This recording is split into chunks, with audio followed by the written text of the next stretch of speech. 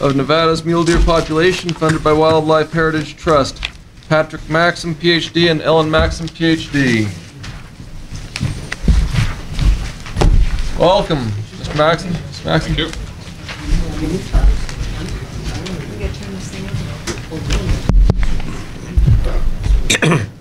All right, is Mr. Bonamici here? He knows how to run this. There he is.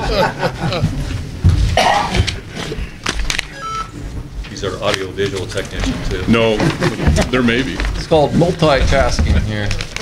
Yeah, you gotta see if I get pissed at it, though. I taste it. Right. Please give us fair warning. And step away from the electrical devices. I asked him yesterday if he had a clip on that taser. He had multiple tasers. All right, maybe we could, is there one light we could turn off so we can see that a little better, maybe? Couldn't see it.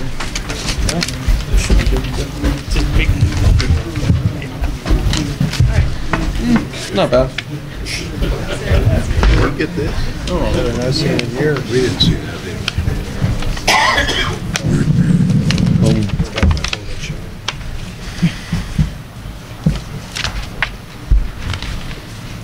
Well, my name is Patrick Maxon, and this is the co-principal investigator of the project. This was funded by the Heritage Trust Fund, and we appreciate you asking us to come and give a status update. We think that's critical to the accountability of the projects and all of our past doings. We've dealt with boards before, and they always demand accountability, so this is nothing different. And again, we appreciate it. We deem it as a great honor to be in front of you. Today we're going to give you kind of a status update. We had hoped that this would be kind of a midpoint of the project, but due to various sundry reasons it's been delayed a little bit, but I think we're starting to get back on track. So today, as part of an introduction, I want to just give you the idea of the purpose of the project as proposed by the Heritage Trust Fund and approved, and go over a little bit of the update.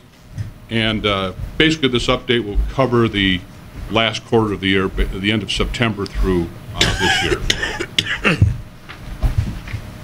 There's two phases to the initial project, which is supposed to have been funded for fiscal year starting July 1st, ending June 30th. The first phase is a typical approach towards trying to get our handles around what we call sources of variation as it relates to mule deer. Phase one is where the scientists and the data collectors go out and they try and get as much data that is in an electronic format that we can then put into a data cruncher or data miner to start assimilating information that would help in the management decisions. Basically, our approach has always been that data is the driver here. If you have junk in, you're going to have junk out. So we have to be very careful on the type of data that we get, and that's been the main focus of the first phase. The second phase will then take the data after we've taken a good analysis of the critical components of it, and we then start doing what we call statistical data mining analysis from various sources. NDOW is an extremely important source of data. And again, this is all geared towards the mule deer populations and trends. We'll take other data sources from BLM, the Forest Service, NASA, Desert Research Institute, and anybody who has good critical data that we can then put into the mix and begin the data mining process. The intent basically is to try and develop a database that can be used to help management make better decisions on what is really happening out there. We're dealing basically with a black box in the Great Basin. Is an extremely delicate, diverse environment. So what might apply to one area may not apply to another area, and we have to take that into consideration when we start to analyzing the data. So the idea is to take the data, put it into the data miner, and then try and get it down to as granular a level as possible. Reduce it down to decision making that would help resource management. The idea is basically to get an idea of populations and what impacts affect populations. The main focus of the second phase then is to identify the biotic factors and abiotic factors. Biotic factors would include horses, even some bears after I heard today. We have elk competition. We have and abiotic factors would include fires and abiotic fires, and water resources. So you take as much data that relates to that, and again, we analyze that. The key to all of the data, though, or analyzing good data from phase 2 comes from how critical and how accurate the data is in phase 1. Okay, so I'm going to turn this over to Ellen, who's been kind of the eyeballs on the first phase of the project, trying to collect the data, and she'll kind of go through what we're trying to accomplish in phase 1 and where we're at in terms of status. Go ahead. Okay, thank you. I appreciate the time you have given us to update you. Can you hear me okay? No. Not good.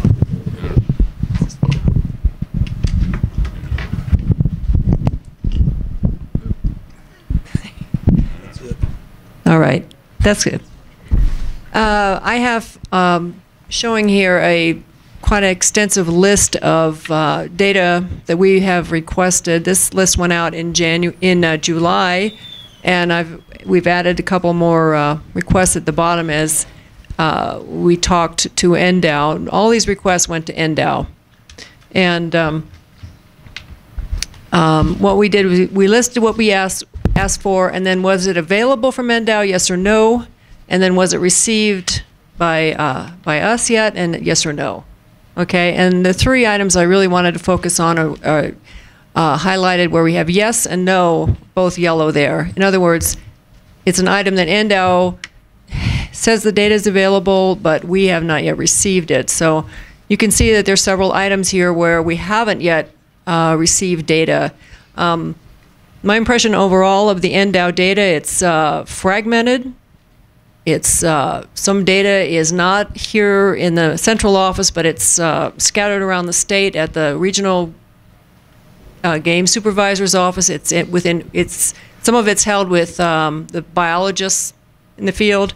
A lot of it is not electronic in nature, and usually analyses are done a year at a time at NDOW, and we're trying to do a retrospective over all the years where data is available, and NDOW doesn't have a central repository for this information. So that's one of the reasons it's important for us to develop a database that will cross all the years. Okay, so I wanted to say here that a lot of the data NDOW has given us is in the form of the Hunt Book, which is an annual publication that summarizes the data that they collect, the population estimates that they produce.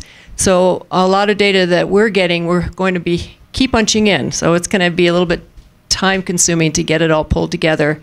I would say from NDOW's side, the most difficult pieces of data are the data from the field, where they go out and do aerial surveys of spring and fall deer. They count them.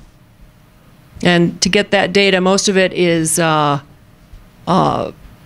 sheets of paper. They haven't been put into an electronic format at all.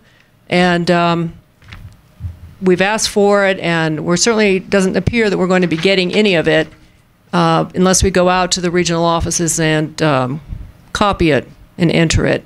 So, and I will say, though, that NDOW has done a great job on their eastern region to pull this, what's called, it's number 6, or number 7, the historical raw sampling field data.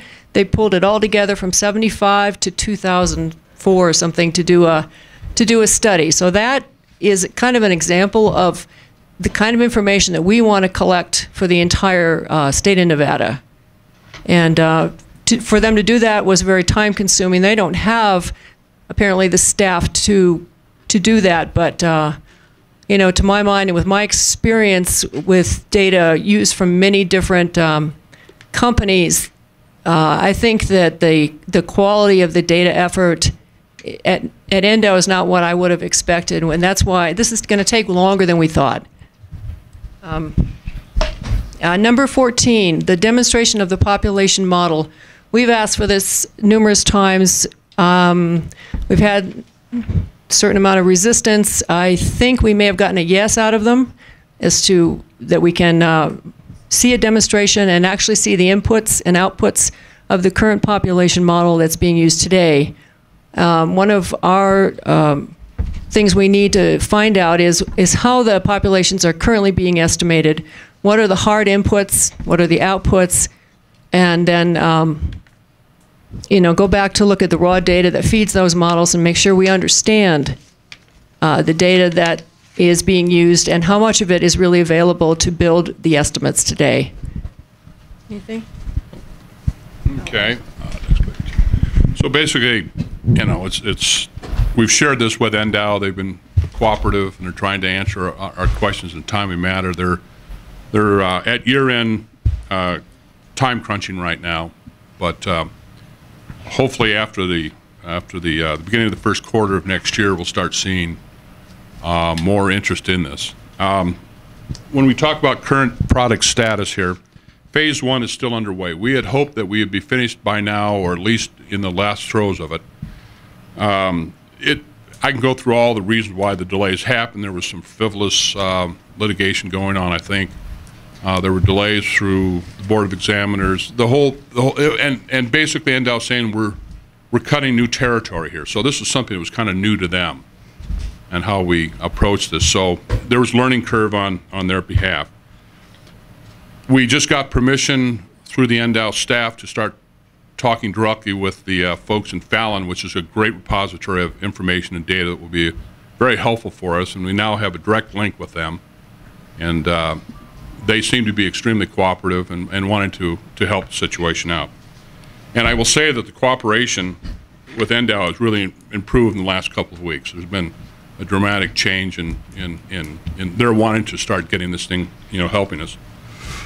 The progress, we're in the data entry phase right now. Before 1993, we have the hunt books from 59 on. We're keying that in. The problems are there's so much permutations here because hunt areas have changed, hunting seasons have changed, they've added more different types of hunts. So we're trying to develop a database so when they do query it, it has some type of relationship there. Starting to get the data from the federal and other state agencies has been pretty productive. We find that the feds are really interested in trying to see this thing develop, especially on the wild horse side. They told me explicitly do not use the word feral. So we have to request everything in terms of wild horse. Fire damage is being handled by the BLM, Susan Gregory down there. She seems to want to be very supportive of that. We're trying to get the number of acreage reseeded due to the fires and the impact of that. One of the biggest things that we're going to be wrestling with is what we call carrying capacity. You have a competition out there for carrying capacity with various species, and there's a tremendous competition there, and the effects of that carrying capacity as it changes from year to year to biotic factors from precip to fires does influence the carrying capacity, especially when you have almost domestic animals out there. And I would include domestic animals from wild horses to elk, and that's because they're introduced.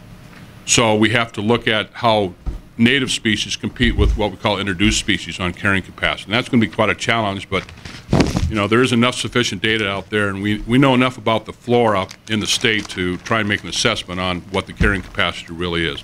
We believe there's an abundance of carrying capacity out there. We think that there is more. We could substantially have more ungulates out there. Okay.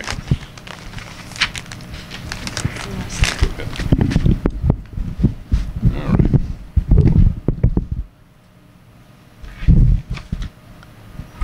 Okay. Just to summarize what NDOW data, which is really the key data we need to start this project. We need to get access to the population model that's currently being used at NDOW. It was developed in-house, and it's something all the biologists use to build their models. We'd like a demonstration of that, and I think we've got an agreement to ask for that, or not to ask for it, to actually have it happen for us. Let's see, we need to access full data collected by NDOW during its population survey sampling, the spring and fall counts.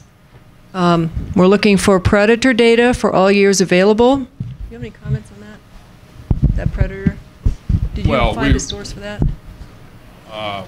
We talked with gentleman by the name of Mark Jensen, I believe. He said that the data is now housed in NDOW, at least on part of it. So a portion of that appears to be in-house. We don't quite know where it's housed yet.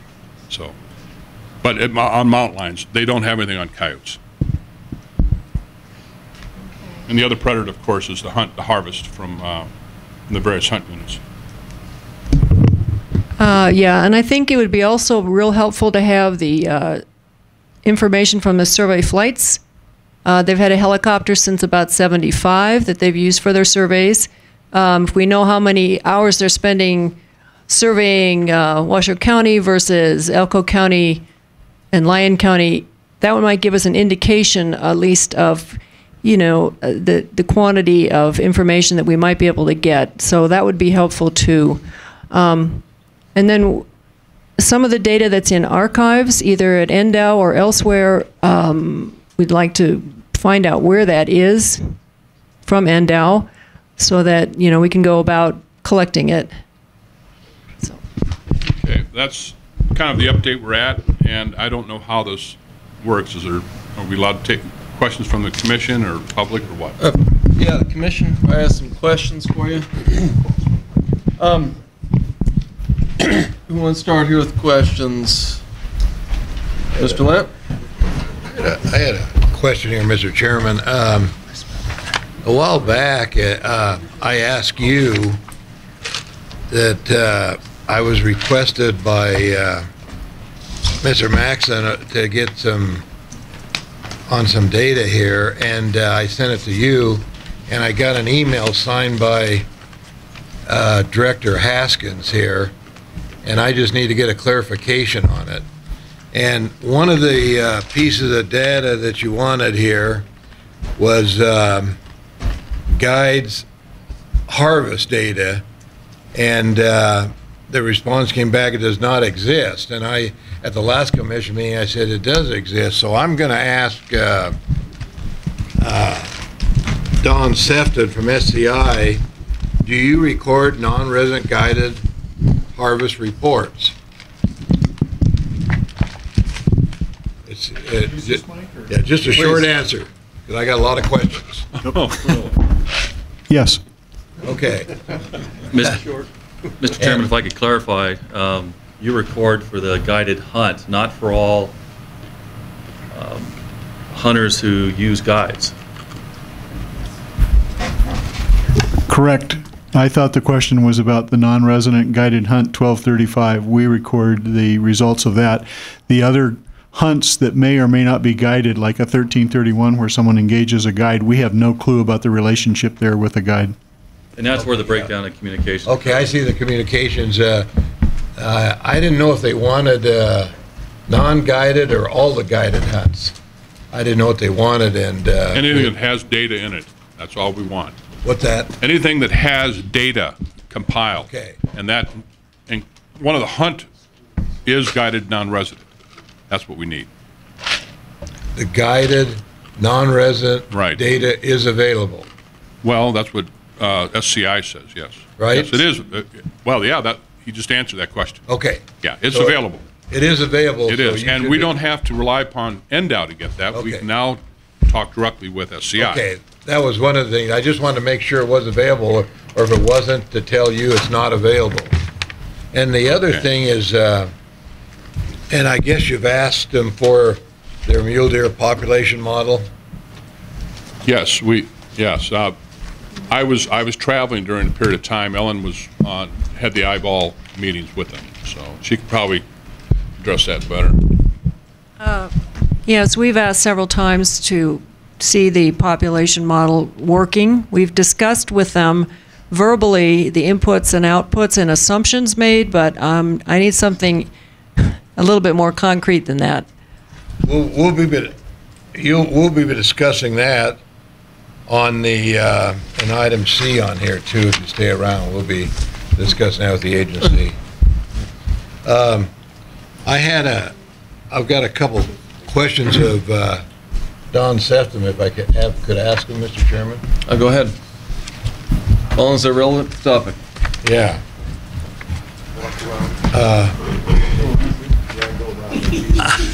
How many non-resident guided harvest reports? Hold on. You ready? Don Sefton, Systems Consultants. I got a couple questions. And Paul Dixon's my guide dog here, so. How many non-resident guided harvest reports are not filed each year? I'm going to ask, Monty, you sent me an email that I have on my laptop back there, and you could probably call it up faster than I could go and get my laptop. Basically, there's a, as with all hunts, there's a percentage of guided hunts where the client draws a tag and does not file a report. And we normally sort of have two sets of numbers, and we'll get Monty to give us each of these sets of numbers. But one is the number of tags issued, which is the responsibility to report. The other is the number of harvest reports, which is how many people applied or filed. And in general, I'd say the non-compliance rate's probably around 5% across all hunts. Across guided, some years it's better than that, and some years it's worse. I mean, just like any hunt. If you were to pick any hunt in the state, some years it's better and some years it's worse. But if you want specific, do you have a year in mind, or you want all the years? Or I mean, we can get Monty can pull the figures, but I just worried about how many are not filed each year, just roughly, you know. But my guess is it's been a little bit higher than the non-filed in other hunts, but the problem is we haven't always sold 400 tags, and I can tell you by year the number of harvest reports, and if I knew that every one of those years was 400 tags, so I really need to compare the, you know, I think the sales of guided tags have been as low as like 319 or something one year, and so if they had 270 or 280 reports, then there was, you know, 40 or 50 or 30 or 40 that didn't get filed. But again, if you, I'd say it's probably more than 5% and less than 15. But if you need exact numbers from me, let me get the exact numbers. So. But they're available. Another question: can NDOW change the actual records of the harvest reports? This has been a point of confusion. We have a database that when we originally were contracted to build the harvest reporting database, we were the only enterers of data that the hunters would send us paper reports and we'd key them in. Then we'd turn that data over to NDOW. And when Mike Hess left, which was in the, I don't know, late 90s, maybe 97, 98, something like that, he pointed out that there was some reports he was producing that were on products by NDOW, some on the website, I guess, and some that were just paper products that he thought could be automated a bit. And so we were asked by, I'm thinking it was Greg Tanner, but whoever was the chief of game at the time, to submit a quote. We did. We programmed those reports, and then Mike immediately noticed there was an issue, and that was that in cases NDOW to produce a report like hunter success by unit, in some cases they would have to contact the hunter because the information they gave us was incorrect or at least confusing. In other words, a guy draws a sheep tag in unit X, and he reports that he killed in unit Y, and that was not even one of his units. And so we had a situation the first time I ran the report for NDOW where we had 110% success because there were 10 tags in one unit and 11 people claimed to have harvested in that unit. And that's not something that anybody would have understood, 110% success. I mean, how can you have 110% success? And so Mike said, I will contact those people, and if they filed in the wrong unit, then I'll correct it. And in some cases, those numbers would change after we turned them over to NDOW. So he said, how do we do that with these reported figures? And we said that we were not comfortable with just somebody changing data we'd entered because we're on the hook to enter to a certain standard. And so our best suggestion was to have a companion shadow set of fields that were the NDOW adjudicated unit. So if they called a guy up and he had a tag in Area 11, and he filed that his unit of kill was 011. They'd say, well, that's a completely different part of the state. How did you come up with that? And he'd say, oh, well, I meant that it was, Area 11. I didn't mean Unit 11. And so they would correct the number. Well, with what we developed for Mike and Indow at that point in time, they had the ability, separate from our data, which has never been changed, they have another field that they can identify and modify. That field gets used for the reports. The number of changes, I guess I'm going to use a term that probably Commissioner Macbeth would use, which is materiality. They weren't material numbers. In deer, my sense is they don't even bother, because if you have a 53% success rate against 8,000 tags in a unit, the fact that somebody reports out of their unit or reports incorrectly you're not going to create the 110% harvest success like you will with bighorn sheep. If you have 10 bighorn sheep and somebody misreports their data, and where you have very high success rates, where a lot of people are guided in those hunts, and they go out and scout and everything else, and it's likely that they're going to have 90 or 100% success rate, and then the guy reporting off the reservation, if you will, ends up, you have 110%. Well, there they might make a change. They have not made changes to any of our data. When they have made changes, at some points they've done it directly. There was a facility in the system to do that. In more recent years, they typically have emailed us a request to enter their data in their field for them. Not every year has there been changes. If you look at the changes, I would say they're not material. They're in the dozens, not even in the hundreds or the thousands. That was my next question. What types of changes are made? But you can provide all the original data that you saved before the end out, right? Yes, we don't save it separately. There is room in the record for both. There's what was keyed from the hunter. There is an Indow version of the data, which in 99.8% of the cases is the same. We can run a query to show where the differences are. I asked Monty at one point to do that because I was curious what kind of volume, and he and I were talking amongst ourselves how often that he did it, because he couldn't remember it being done recently, and there seems to be maybe more interest at times than at other times to make those kind of changes. And I think sometimes it's a case of just time permit. Mike Cox is too busy. He's not going to call those hunters and make the changes or submit changes to us to make. Okay, thank you. I had one more question for Mr. Maxon. I have one question, and I said this at the last commission meeting. Without the field survey data, how can you do population estimates? We cannot do population estimates without it. We need to understand how the model takes the input and then gives you an output. So without seeing that or understanding what the assumptions are that go into it, we cannot estimate populations, and we need to estimate populations in order to understand the factors that influence that up or down, up or down. So because of the not being able to see how the populations model runs to date, it makes it very difficult for us to see how precip would alter things, or how removing all the feral horses would do something. We need to understand. You haven't got that? No, we haven't. No. Thank you. Okay, thanks. A couple questions for you.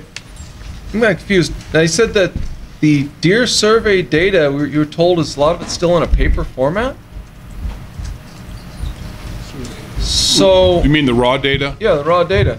Well, that's what we need to see. We need what's called chain of custody. Raw data to writing it down on a Word or Perfect or Excel spreadsheet, all the way up through the data cruncher. So you need to see it from the beginning. It's called lab notes. Basically, you have to have what they call notarized. They should notarize them, but basically raw notes. Okay, and of that you've received, they've sent you probably photocopies of all the flight data sheets? No. We've been told that that's basically an overcommitment. They don't have the time to do that. So we volunteered. and then it was proprietary, and I said, well, is it proprietary for trade secrets? Is it copyright protection? Is there patents or what? What's the proprietariness there? And they said there might be some issues with GPS. And I said, well, that's fine. I'll do an NDA. We do that routinely, do a non-disclosure agreement. All we want to do is understand how the raw data is collected and how it's transferred all the way up the chain. It's called sampling technology. Okay, so they didn't give you the raw data, but then they gave you, after it was entered into the database, then they gave you that information after it was entered into a database. That's correct, and that's in the hunt books. That's just the hunt book stuff. Yeah. But I mean, the raw data, they must have taken the raw data, and when you saw the raw data in a database? No. Well, for Like, the eastern unit by region, unit? we actually had an Excel spreadsheet that listed each flight, the date, the time, the location, how many deer were captured in different point classes, not captured, but counted. So that was in Excel for the eastern region. What they provide in the hunt book is a very summarized set of numbers that's just a ratio, fawn to deer ratio. But the issue, Mr. Chairman, is that you start making errors inadvertently, which it happens all the time, from raw data to electronic format. It can skew your populations off significantly. And what we're trying to do in this first phase is get an example of where the sources of error might occur. And that's why seeing the type of raw data is extremely important. Okay. Because it's just an identification of how we get to Absolutely. to You need sources see how of it error. comes out. Right. Okay. We call it variance. Another piece of confusion to me that I noted down was we're talking about access to the population model. I mean, I'm assuming you have access to the computer here and here, open access, or they've downloaded a copy of the model to you, or so that you can review it. No. No, that hasn't happened right now. So I guess question go to staff is. Okay, your agenda item is to get the progress from him, Not how to. I'm trying to figure out. well, it'd have to be a different agenda item. That can on the next one, I think we can do it. Okay, because I'm sitting here trying to figure out how they can do their project if they don't have any of the information. That's why I'm. Mr. Chairman, Okay, maybe I'm confused. Go ahead. could you forward that to, you had a slide that was data needs for phase one? Yes, we can do that. Right. We can forward that to you if the commission. No, I mean, could you, right now, roll it forward? We'll do that. Flip it on the screen. Flip it on the screen. Oh, The bottom. Let's see. That one. Have you requested all of that data there from the commission? I mean, from the... The last two items, no, we haven't, except, we've heard verbally that the location of the data is either in files, or it's in the archives, or it's in the local offices of NDOW. So, and we haven't asked them for survey flight times yet. What about the predator data that you have up there? Yes, we asked for that a long time ago. Progress. But you haven't received it? It's just no, a report. we have not received So, any. but those are all things you now need? All the data that we received, we asked for, is on the sheet, As opposed to discussion and. the spreadsheet that's not highlighted. It was easier for me to work with this one. It's Okay. hard to see that All one right. there. Well, this generated from a request that we sent back in July Just of because this 2000 is a report. to kick the project Let's off. take a report, Okay, and ask questions to understand. the that's been basically, that would pump the prime, so to speak, for prime the pump. Okay, my question then becomes that it's, in your opinion, they or Don Sefton can provide the data information that you have on that slide there, is that right? Yeah, no, I think that's a fair assessment. That's correct. We're going to have to do a lot more legwork because it's highly fragmented and it's disarray. They don't have, but the data does exist for us to begin the, As long as you have access to it. we have to have access and we have to commit more resources to it. There's no question about it. And no, that's the real issue. And had it been compiled, in most organizations we deal with, it's already there. we have to clean it up a little bit, but, you know, they have other burdens that they have to deal with. You know, so it hasn't been a top priority. And Mr. Sefton, I assume this is relevant subject? Yeah, I'm just referring to this slide. Commissioner Capurro said, oh, I'm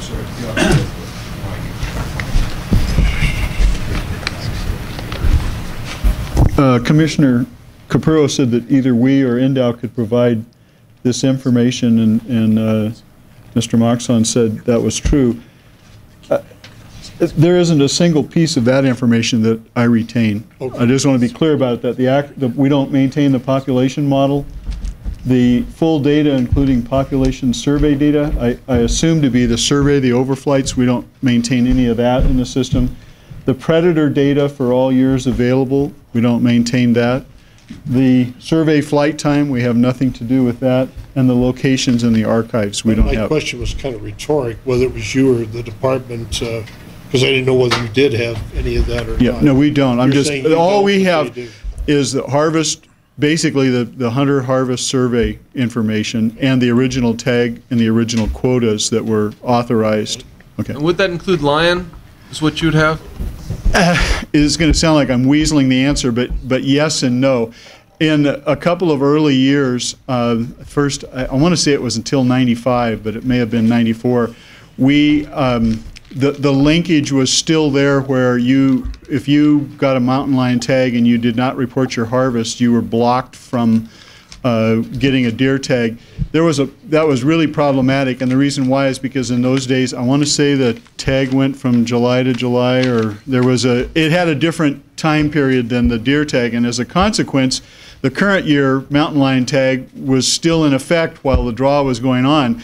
So we tied the harvest reporting responsibility to a year before. The previous July, it confused the hell out of everybody. It seemed like almost every mountain lion hunter had problems with the harvest reporting, and they were getting kicked out of the system. And ultimately, I think NDOW changed the rule about reporting harvest, and we don't collect the mountain lion harvest. So I have maybe 2 years worth of mountain lion harvest data from like 93 and 94, and I don't think I have anything beyond that. Okay. Thank you. Mr. Howell. While you're still up there, did I misunderstand you?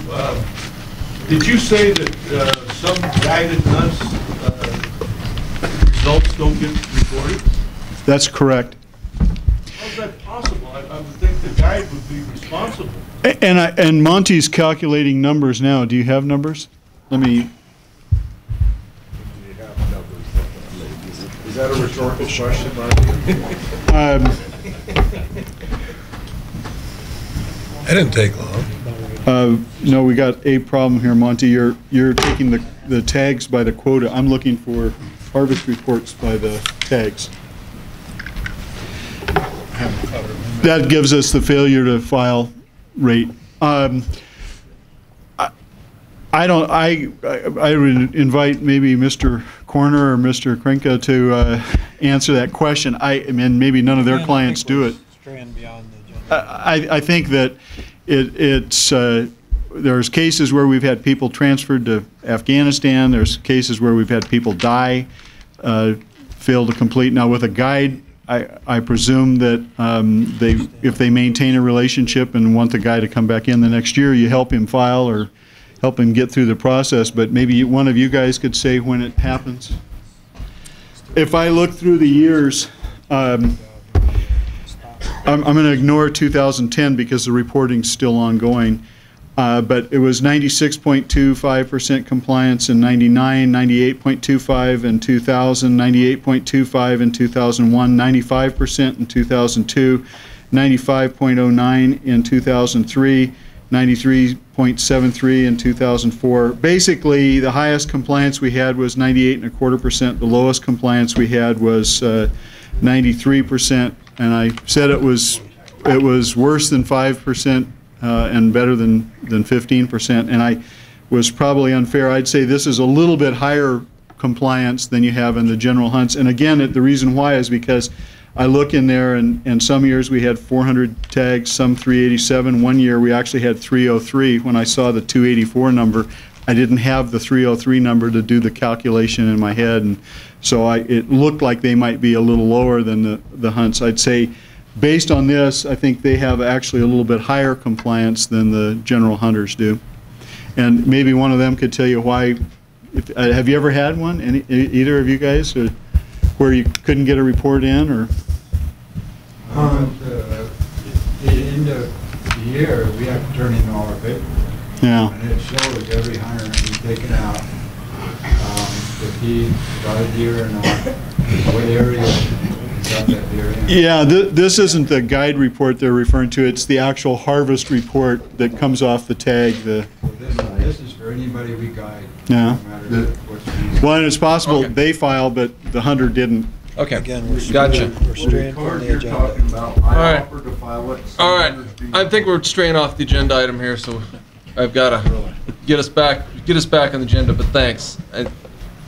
We are, before Mr. Stockton throws us all out of the room. Go ahead, Mr. I got Laird. it's a data question, so it should be okay to do. But I need to ask it from the chief of game, Data question on this. Gilbertson.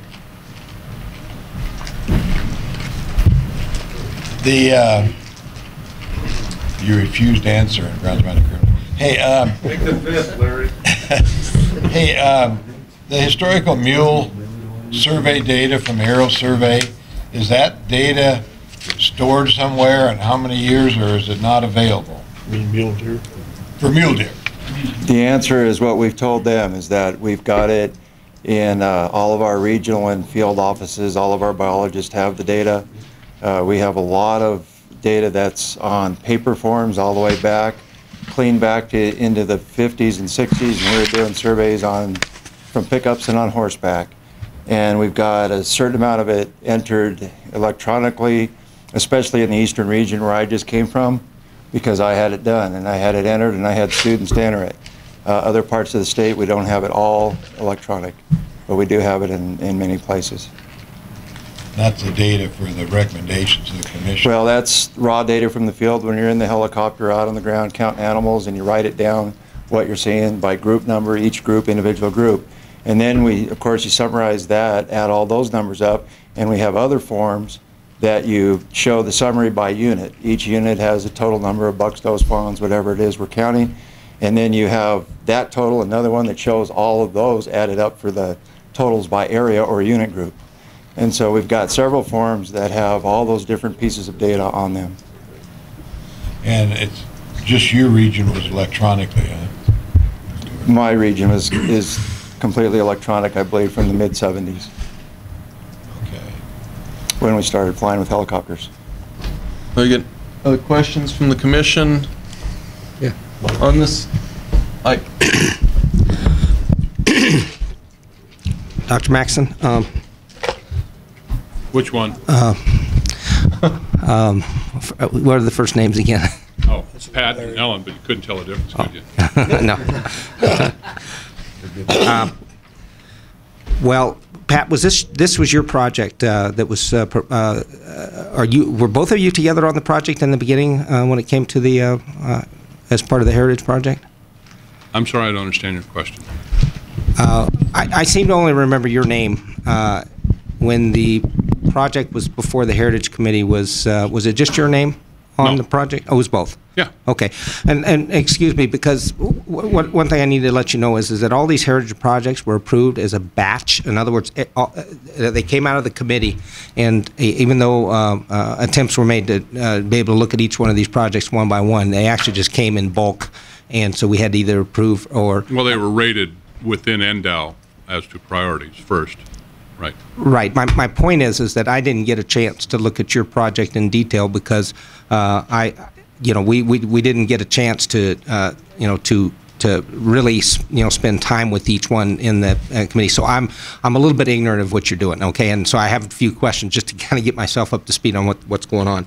Could you just describe the nature of the project? What are we doing here? Back to page 1.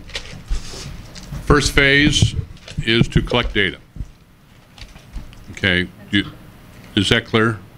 Yeah. To try and get as much data as possible. Right.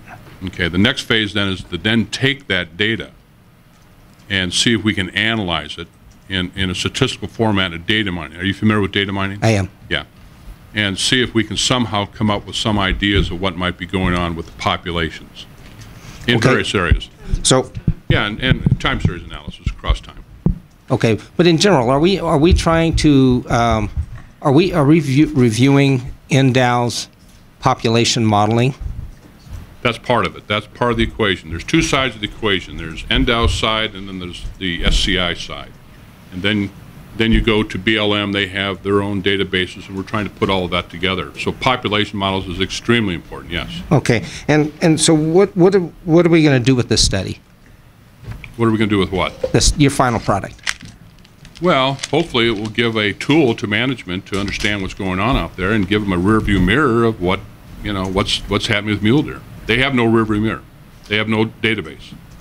Okay, so that's searchable or queryable. Is it basically a population modeling analysis, but comparison to other data like with the BLM and? I'm sorry, I don't understand. Are you trying to say, is this a population assessment model? Yes. No, that's the population modeling is one part of the equation. It's how we understand how they arrive at assumptions, and the reason we do that is, again, you have to get your arms around what we call source of error. If the error is so big, you can't analyze it.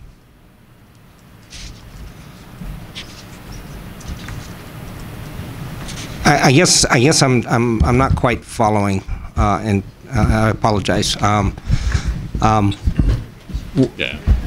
I think you need to talk to the other Dr. Maxon. Okay.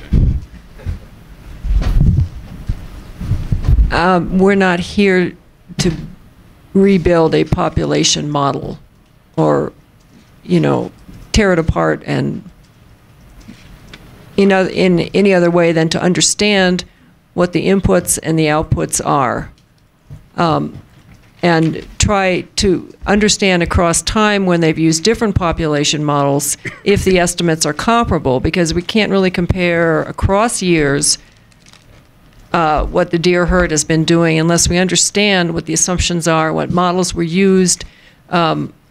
If we have to adjust an estimate in some way because it's not going to correspond with a newer technique, we may have to do some of that. But this is not a build a better model for NDOW, no. But in general, are we auditing NDOW's population modeling? I don't know what you mean by audit. Audit to see how accurate it is. Oh yeah, I think there's a portion of that to see if the decline in these herds is real or not. I mean, there's a serious decline that's occurring, we think, and is that real or not? Okay, and so population modeling is a part of it, and then you're going to bring in information with respect to other facts like BLM statistics or maybe precipitation statistics, and so would the BLM stuff be like grazing issues or some of the data stuff that they have on forage and we have to go through the same process. Again, it's trying to find which isn't done by NDOW, but it's you're trying to find correlations between the populations. What we're talking about today only deals with NDOW. Only on the NDOW piece. Yeah. I mean, you're the NDOW commissioner. Okay. So I've got, now that I just understand the project, what was your background? I remember, what's your professional background? I'm a Ph.D. in population biometrics from Purdue University in Arizona. Was there a reference that you were a geneticist? Yeah, we're geneticists in training, right? Okay, and so state your experience in population genetics. Population genetics. Is that the same? Number crunching. Okay, is that the same thing as population modeling? Oh yeah, you get into quite a bit of modeling. Yeah. Are you a big game ecologist? I'm sorry? A big game ecologist? I don't know what that means. I guess what I'm trying to determine is how much big game modeling have you done? Well, I mean, let's see. Not a whole lot. If I don't understand what you mean by big game modeling. Have you done anything like what NDOW has done over the last 50 years? God, no. No way. No. We wouldn't. That would not be our approach. Have you published anything in the area of big game modeling? No.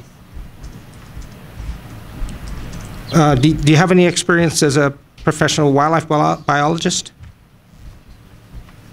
I don't know what. I'm going to have to ask that we kind of get back on the. Is this a deposition? Or? Yeah, exactly. I guess. Am I a wildlife biologist? Yeah, I am. Sure. I guess where I'm going is I'm wondering what the purpose of this study is, and then I'm really concerned that we're not qualified. Yes. Oh well. I can understand. I think we have to wait till see the results come out and see where the chips fall. We have no hidden agenda here. We know how to collect data. We know how to analyze it. It doesn't matter if it's data from the Fortune 500 companies. We are biologists by background. We're not what we call descriptive biologists, which is a lot of what NDOW is. We are more quantitative biometric biologists. I guess. Do you understand the difference? What I mean? No, I don't. And well, then how can you ask the question? Well, I'm more concerned about how relevant your experience is to NDOW. And so anyway, let me just conclude. If I were to draw an analogy, I mean, if your report were to be coming into any kind of a court of law, it wouldn't come in as evidence. We would be qualified as experts. Well, I seriously doubt it. Based on your responses to my Mr. McBeth, this is inappropriate under the open meeting law, and you need to stop. So then you do know the difference between quantitative and wildlife biologists. I think we're good. Inappropriate. We're done. All right. Further questions? Anybody else? Nice, gentle. Mr. Chairman, will there be any public questions? Absolutely. Please, that's not respectful. Mr. Maxon, at the end of the day, when this is done, we are going to get a report from you. And we are going to be able to evaluate your report and hopefully make better decisions on quotas and areas. Well, that's not the intent of the report. The report is to give the data compiled together, which we're experts in. We'll be passing these through our experts, which are outside of the NDOW state of Nevada. We have our own expert consultants that we bring into this that have verified our approach. And when they all come together and we all come together, we will then present this in a manner. What you do with it is your decisions. Hopefully I'll be able to read it. Well, we'll have a sundry of wildlife biologists and ecologists who are reviewing this that will be part of this project. But they all agree we can't do anything until we have data. So the idea is to get the data together, then analyze it, pass it through our resources, and then present it to you, to withstand the acid test. What's your best guess on when we might receive this? Well, if we get the data, compliance right now, it's been very, very difficult to get the data to do it quick enough. You said earlier that everything's coming around, though. And, they're starting to, but we've heard this before. We're going to see it before spring? The final product? No. We'll probably see it probably in June. Yeah.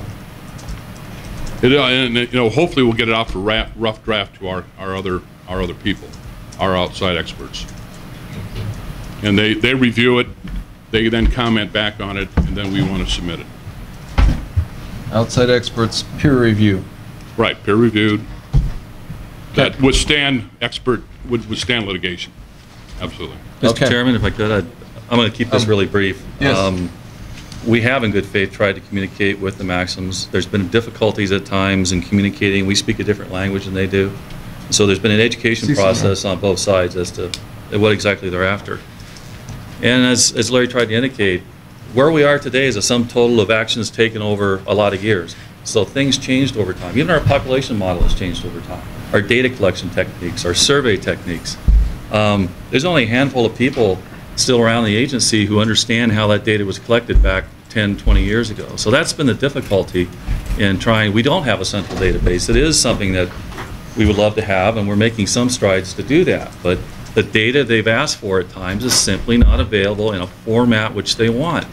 There never has been a need to do that. We manage deer on a year-to-year basis for tag allocation purposes. So it's a complicated you know, we could go on with this for hours, and we have with them. So we have tried to deal with their requests in good faith. But I think they went into this project not fully understanding what was available and what wasn't. So that's the fatal flaw in their study designs. So, is we gonna have a resolution? I think we're making step by step as people have time, but once again, our guys, Mike has a busy schedule, so do our other biologists. So this is not a priority for us, but we have, with direction from myself and Larry and others, attempted to gather up the information that we can. So, but there's a cost to our existing programs. Okay. Thank you very much. Any further questions from anybody? And we'll move on. Seeing none, we'll move on to item 24B. But first, I'd like to thank Dr. Maxon for coming out today. Appreciate it. And wish all of our projects had updates like that. Do you need a copy of this? Did somebody ask for a copy of this being sent to them? Yes. Yeah, if you'd send email a copy to Suzanne. Sure. Do that. And she'll send it out to the commission. Okay. That would be most excellent. Chairman Rainey, was no